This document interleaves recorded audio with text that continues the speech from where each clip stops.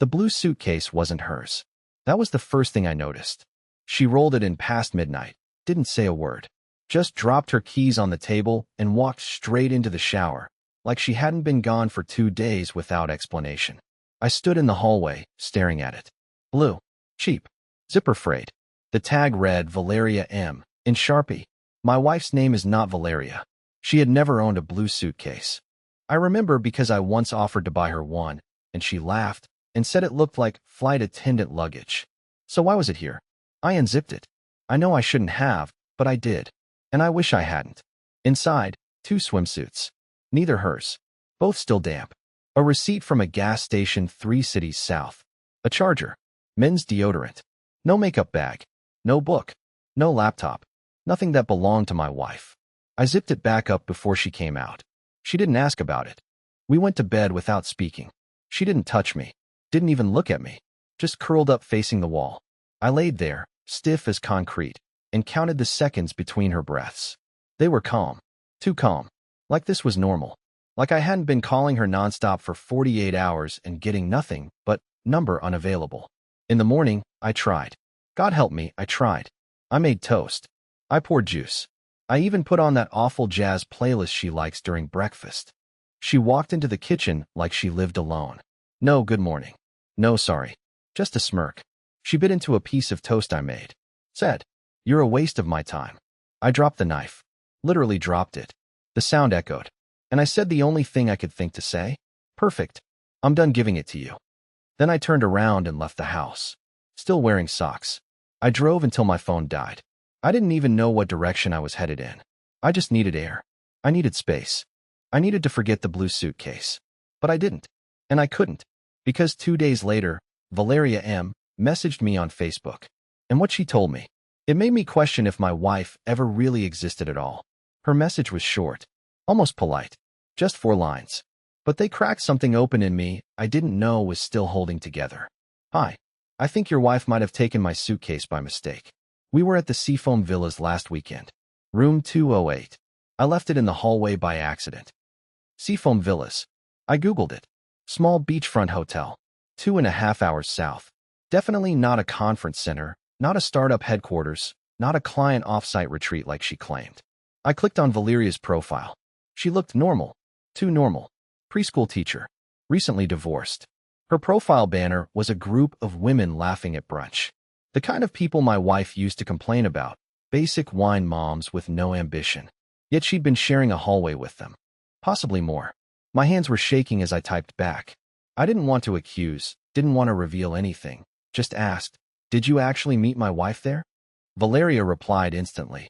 Oh, she said her name was Lacey. Lacey, not Callie, not even close. I asked for a description. She sent one word. Brunette. Sharp cheekbones. Slight accent. Heels even on sand. Very flirty. Said she was escaping her boring husband. I read that last part at least 10 times. Then I read it again out loud. Escaping. Her boring husband. I didn't cry. I wanted to, but something darker settled in instead. Not rage. Not betrayal. Just this slow, crawling realization that I had no clue who I had married. That maybe I never did. I waited for her to come home that night. Sat in the dark, didn't even turn on the hallway light. Just watched the door. She walked in like nothing was off. Threw her jacket on the chair, kicked her shoes off, pulled her phone out to scroll through her messages. She didn't notice I was sitting right there until I spoke. "Who's Lacey?" She froze. Didn't flinch. Didn't gasp. Just slowly turned her head and smiled. "I use different names when I travel," she said. "It's safer that way." "Safer?" I asked. "From what?" She didn't answer. She just smirked, the same exact smirk from the toast and orange juice morning. Then she turned her back and walked upstairs. Calm. Careless. And that's when I realized something that made my skin crawl. My wife wasn't hiding from anyone. She was hiding me from everyone else. I waited 3 nights. 3 nights of pretending not to know. Pretending I didn't see her slip out the door with her hair curled, lips painted, phone in airplane mode. She said she was going to the gym. At 9:30 p.m. In heels. I didn't argue. I didn't ask questions. I just nodded like a good little husband and waved goodbye like I always did. But that 3rd night, I followed her.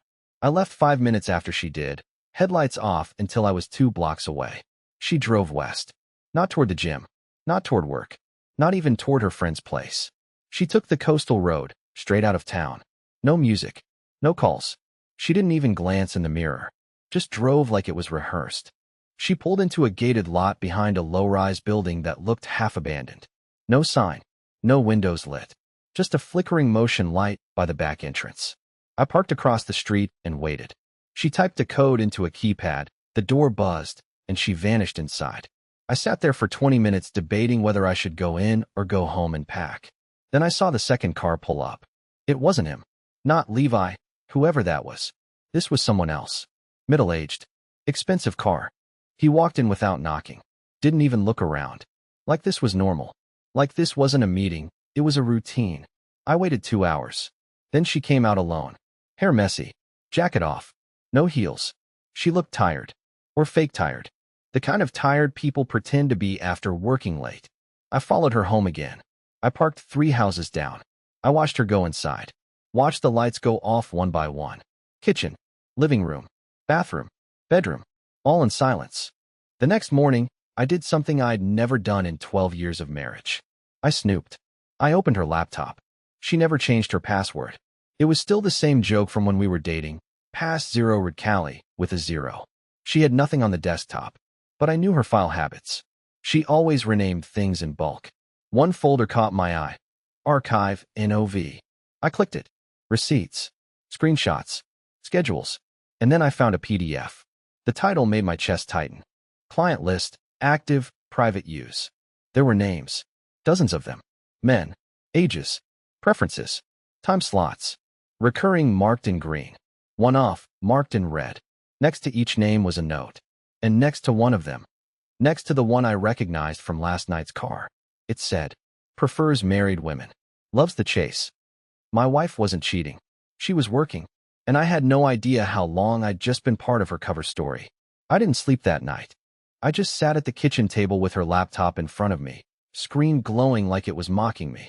Every time I scrolled down that client list, I felt like I was reading a script, one that she'd written, performed, and lived in for years, without me knowing I was just background noise.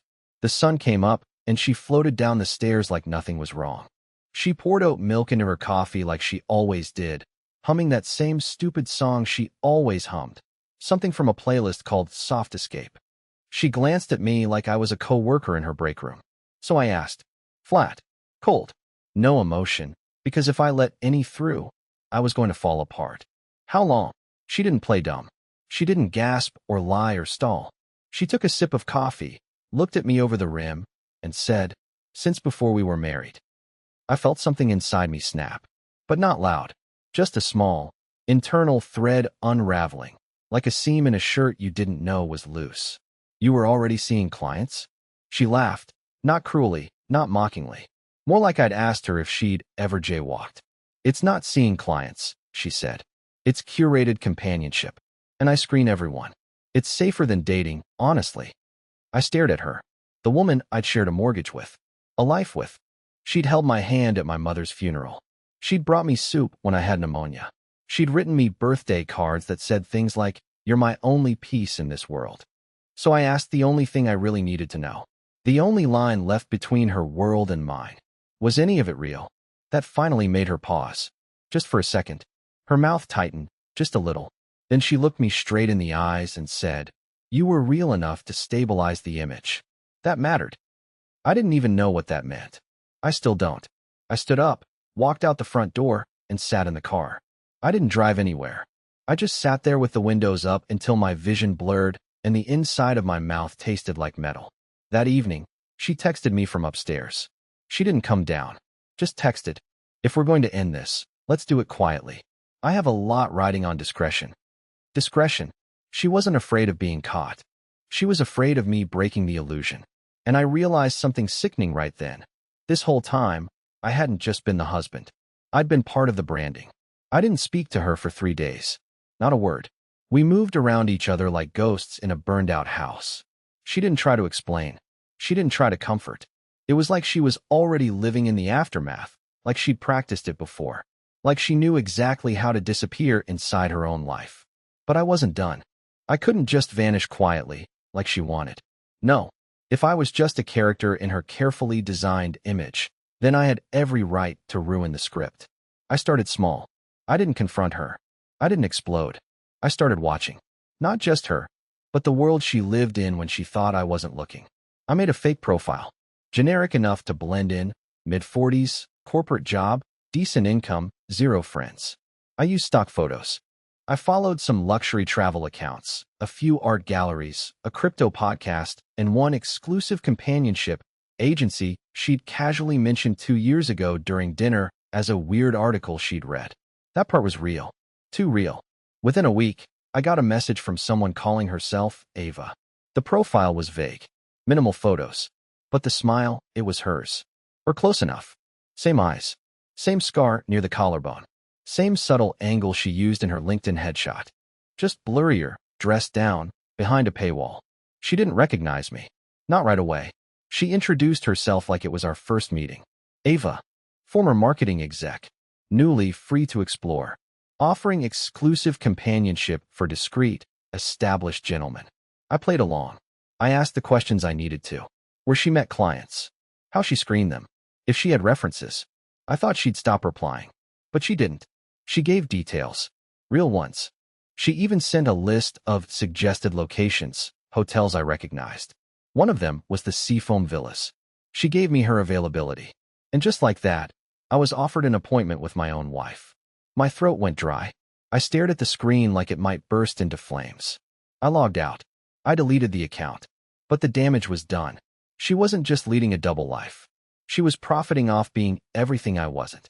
And I started to realize something else. I wasn't the only thing she had lied to. She had clients.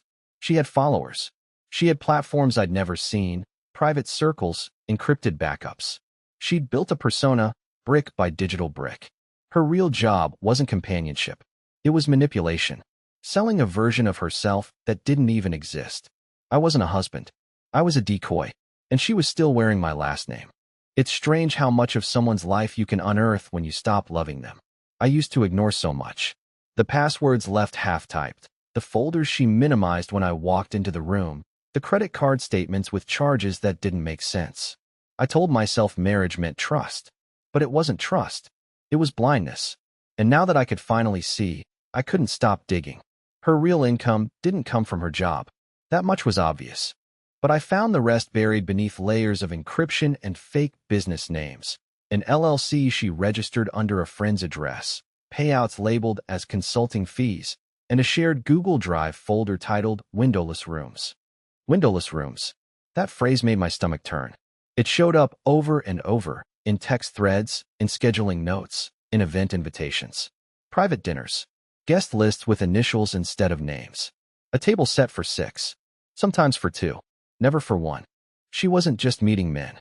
She was hosting them. She'd built a network. Not criminal, not quite. Just deeply, carefully, untraceable. All cash or crypto. A burner phone I hadn't seen in the house. It made sense now why she was always so calm. She'd planned this for years. She wasn't afraid of me finding out. She was afraid of me understanding it.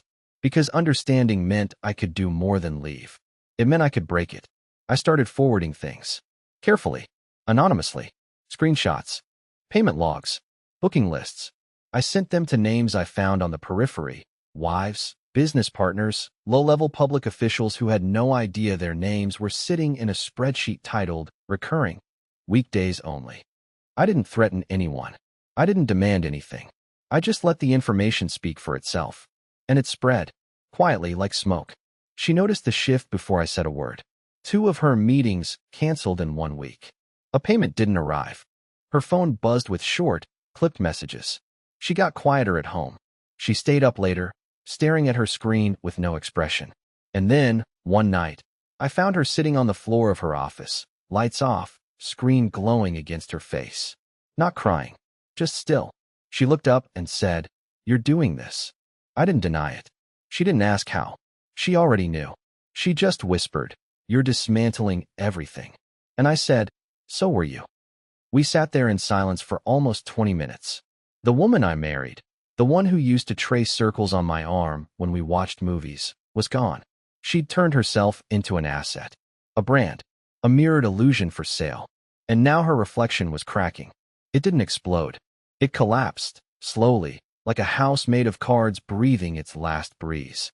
The first real sign that her empire was unraveling came on a Wednesday afternoon. She got a call and took it outside, pacing in circles on the patio. I watched through the kitchen blinds. She kept touching her neck, that nervous tick she only had when she was cornered. When she came back inside, she went straight to her office and slammed the door so hard a picture fell off the wall. She didn't come down for dinner, didn't text, didn't speak to me for 12 hours. The next morning, I saw her printing out documents. Contracts, bank statements, letters of dissolution. I didn't ask, I didn't need to. She was burying the body, quietly, before anyone else could find it. But it wasn't just her business that was dying. People stopped showing up. Her texts slowed. Her posts got no likes. I found her one night scrolling her own page like a stranger, swiping through polished selfies and filtered lies with a dead expression, like she didn't recognize herself anymore. That same night, she came into the bedroom and sat at the edge of the bed. Her voice was low, strained. "I never hated you," she said. I didn't answer. She took a deep breath, as if rehearsing something. I thought if I could build a version of my life that looked perfect, I'd eventually believe in it. But it didn't work. I kept seeing you in it. You, just sitting there, always waiting for it to be real. My mouth was dry. I wanted to scream. I wanted to ask her why she didn't just leave. Why she wasted years pretending. Why she sold affection to strangers while I was upstairs making dinner for two. But I didn't say anything. I just stared at her hands, polished, still shaking. She reached into her pocket and pulled out a folded piece of paper. Slid it toward me. It was a check, large enough to erase half the pain, small enough to insult me. "This is the last transaction between us," she said, standing up. "Keep your name. I'll change mine." And just like that, she walked out. No suitcase. No tears. Just her shadow vanishing into the hallway. I stared at the check for hours. Not because of the number, but because of what it meant. She thought this was a business ending. Not a marriage collapsing. Not a man breaking. Not a home becoming a museum. She thought closure came with a signature. But I wasn't done. Not yet. Because the final move, the one she never saw coming, was never about revenge. It was about erasing her the same way she erased me. In the end, she didn't fight me. She didn't file motions, didn't beg, didn't try to spin a new version of reality. Maybe she was tired. Maybe she was too used to people letting go. Or maybe, for the first time, she knew she'd lost control of the narrative. We signed papers at opposite ends of a long, cold table. Her lawyer barely looked at me. Mine didn't need to say much. The evidence I'd gathered spoke louder than any threat. Quiet leverage. No public exposure. Just consequences with teeth. I gave her back everything she'd built under her fake names. I didn't want it. I didn't want the accounts, the LLCs, the tangled strings of crypto wallets and client lists. Let her keep the empire made of mirrors. All I wanted was peace. And space to remember who I was before she rewrote me. I moved into a small place out in Glenbridge. 2 rooms. A porch. A view of trees instead of walls. No reminders. No scripts. I started writing again. Not professionally. Not for revenge. Just to put my thoughts somewhere other than the back of my throat. I joined a local hiking group. Terrible at hiking, by the way, but the air out there tastes honest. Some nights, I still wake up thinking I hear her voice in the next room. Old muscle memory. But then I breathe, and it's just me. And that used to terrify me. Now, it feels like relief. I didn't ruin her. I didn't expose her. I didn't become what she was. That's my victory. And here's the part one never expected. I met someone. 6 months after the divorce was final. At a used bookstore. She saw me flipping through a collection of short stories and said, "Careful. That one ruined me in the best way." She wasn't glamorous. Not curated. Not made of polish and fog. She was real. And when I told her everything, and I mean everything, she didn't flinch. She just said, "Well, looks like you finally made it out of the maze." Yeah, I did. I wasted a lot of time. But not all of it. Because in the end, I found a version of myself I didn't even know I was still allowed to be. And that, somehow, made it all worth surviving.